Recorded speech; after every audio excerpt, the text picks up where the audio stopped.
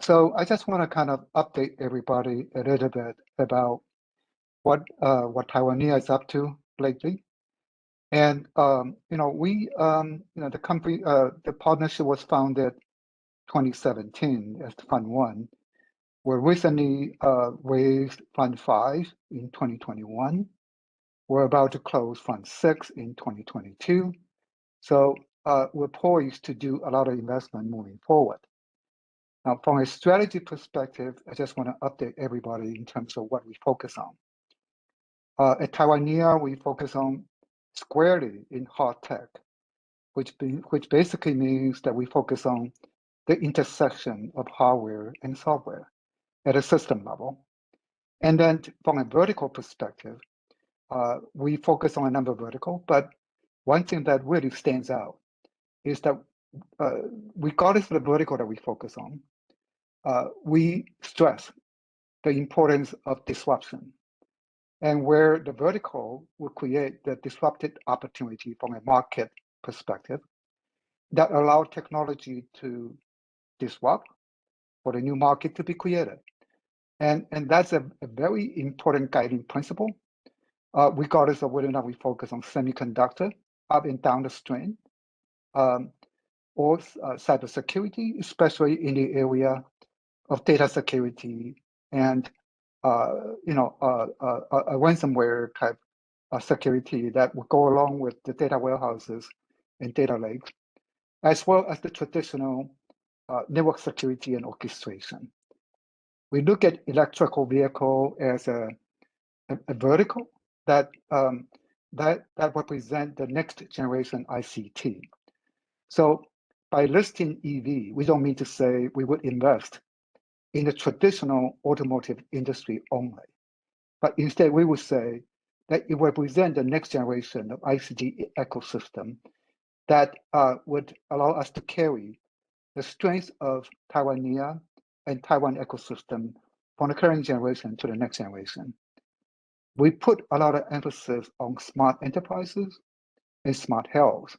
And for the same reason that enterprise from a data perspective continue to grow, the usage continue to grow, but what's more important is not about the data that's growing, but the intelligence that's required to make the data access more effective and focused. And likewise for smart healthcare, it's the same situation. So I just want to sum it up by saying that at Taiwania, it's a lot of hard work to do hard tech investment. And in order to be successful, it's very important to focus on disruption, because disruption creates opportunities for investment as well as better return on investment over time. Next one, please. After that, I just want to give you an example of what we mean by disruption and how we go about doing it. So when we look at a market like in the cloud infrastructure or the 5G infrastructure or the telecom infrastructure space, we look at it and say, gee, where are the disruption opportunities? And then we say, based on the opportunity in that general space, do we know enough that we provide the insight, both from a technology perspective, as well as from a market perspective, that we feel that we can take a leadership position in investing? And the basis for that would be, do we have the insight? Do we have the know-how? Do we have the people to do it? And if we want to go do it, can we find a team to do it? So it has a lot of emphasis on co-creation. It has a lot of emphasis on creating a number of companies that perhaps through collaboration individually of those companies and collectively together as a investment profile, that we can create more disruption in that particular vertical or ecosystem that we intend to disrupt. And this is the example where, in the case of Taiwania, we recently invested in 3 different companies to realize that strategy, where they represent really from a cloud application development perspective, the paradigm that would, for the first time, allow application to be developed by looking at the network as a virtual wire, that you can afford not to know anything about the network, but be able to construct an application that communicate with each other. And in order to do it that way, it has to hide all the complexity of the network and hide it away from the application developers. Well, hiding it is simple, but after you hide it, to be able to derive the intelligence on behalf of the application is not simple. So that's what Avesa does. Then we say if the network and the cloud infrastructure from a network perspective is virtualized by Avesa, how about the underlying infrastructure from a network perspective? Well, it needs to go along with what applications expect the network to do. And that actually is divided up into two equal parts. One is for the cloud network and for the edge network, how would that evolve from today's network to the next generation? And that essentially says that, well, it's going to evolve to become more elastic so that the network can respond to whatever application want the network to do, but be able to hear what network application want the network to do without getting in the way of application wants to see the network as simple as possible as nothing but a virtual wire. And so that's the creation of 3nets.io in the middle. And that has an example of that, where the 3net was founded as a co-creation project by Taiwanese at a time when the landscape for the market has shown enormous market potential, where a likely competitor of 3net.io, for example, Aviatrix, has recently commanded over $2 billion of pre-money. Another startup in the adjacency is DriveNet.io, which is in Israel. It equally commanded over $1 billion of pre-money. And so this is the reason we got in. We got in early, and that we recruit the development team and we give them the vision. That's how we started the whole project. In the case of 5G, in a different sense, 5G represents a architectural evolution in the wireless technology, where it actually shares some principle of the cloud networking technologies in terms of architecture.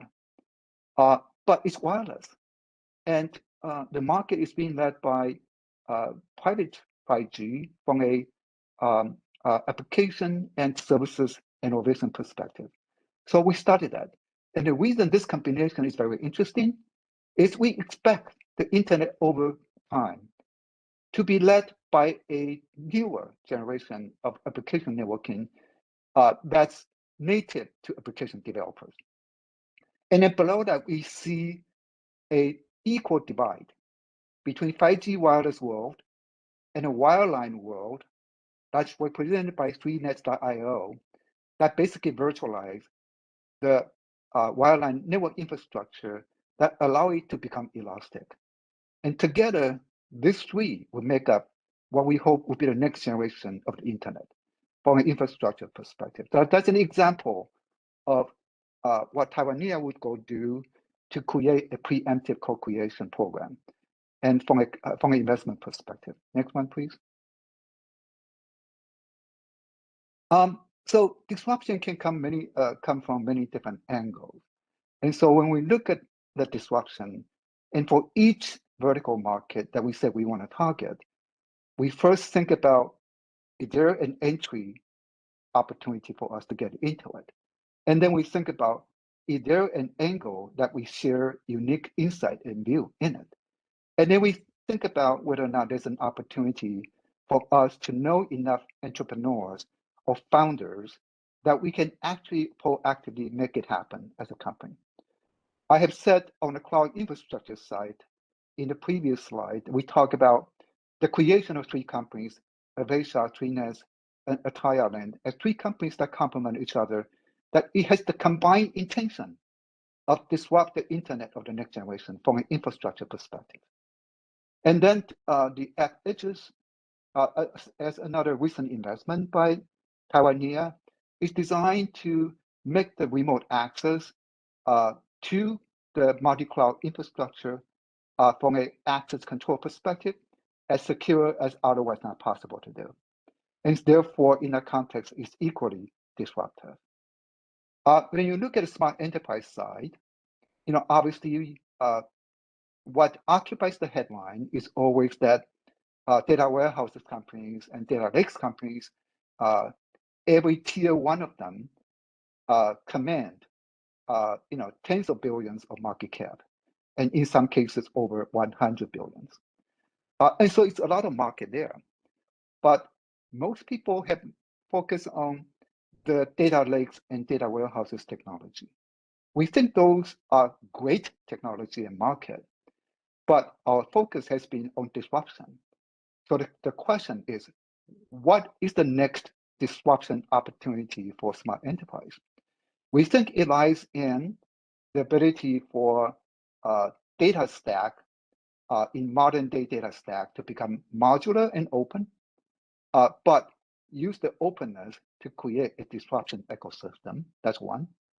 We also think that it's important to look at the market from a data security perspective, or from a confidential computing perspective, or from the angle that all these services run in the cloud, and the cloud infrastructure itself has turned from today's software-based virtual machine infrastructure to the next generation hardware-based hypervisor and cloud hardware together. So it's, merry-go-round is now, it started with 10 years ago, virtualization by software and in the cloud level, to hardware assist will become the next norm in the next decade.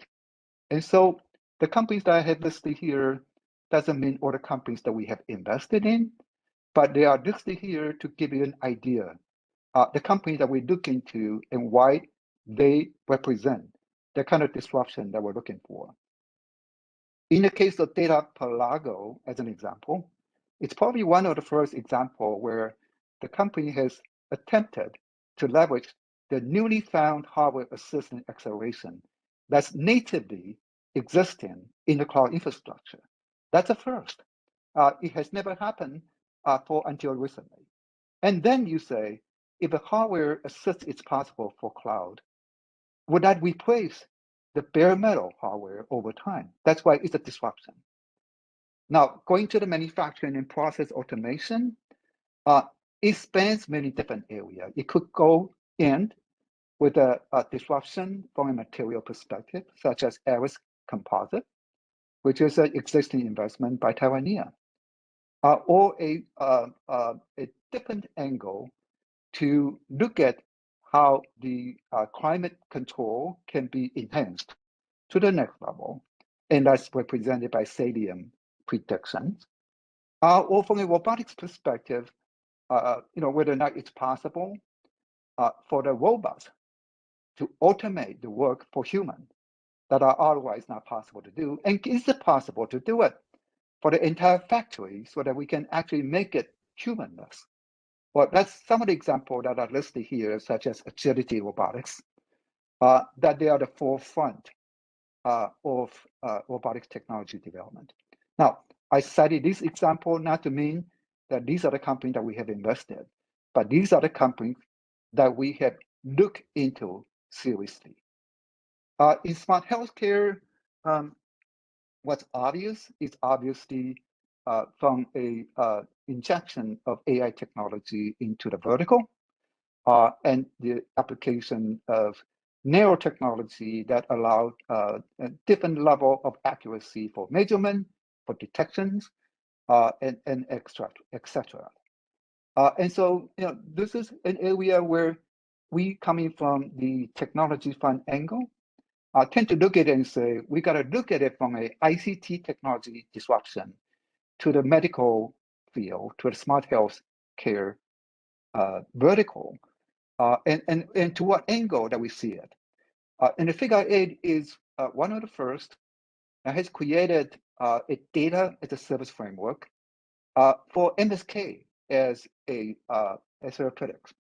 And you use biosensor, but what's different is that it's not just a biosensor. It's using biosensor to derive the data to make prediction for treatments that are not otherwise possible. And further, you use it as a base so that other alternative solutions in the MSK space can use the data as a service provided by Figure 8 to create a single pane of glass. And so that's really the breakthrough. How is it possible to create a data as a service in a medical field as a linchpin for a major disease where different solutions can coexist? And Genulus is also another example where we know precision medicine is very important. Well, it's important because you want it customized or customizable on each person individual's DNA. Well, that's the next level, that we want to get it to. Well, but in order to do it, you really got to be able to start from the ability to know at a basic level if a person should take a particular medicine based on his own DNA orientation. Well, that's advancement. If we can get it up to that level, that would significantly improve the vision of going to precision medicine down the road in the next decade.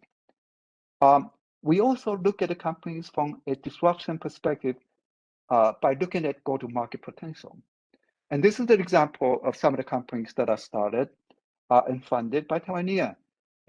Ubec, for example, is a company that's funded in Taipei that has smart metering in AIoT space, but they actually penetrated Rakuten in Japan. And so this is the aspiration of Taiwanese company going global. Cadence Mobile is another example of that, where it started in the PDF space for download and document management. It got into documents e-signature packages and expand from Taiwan to become number 3 brand names in the PDF document space, and then is expanding into Korea and hopefully later into Japan as well. So that's another example of disruption or expansion from a go-to-market perspective. And Lending AI, on the other hand, is a US company, which also is co-invested by Taiwanese. And they want to squarely focus on the smart manufacturing from a turnkey, AI turnkey solution perspective. So that's a different angle, but give you an idea of, from a Taiwanese perspective, how we think of disruption as a whole. Next, please.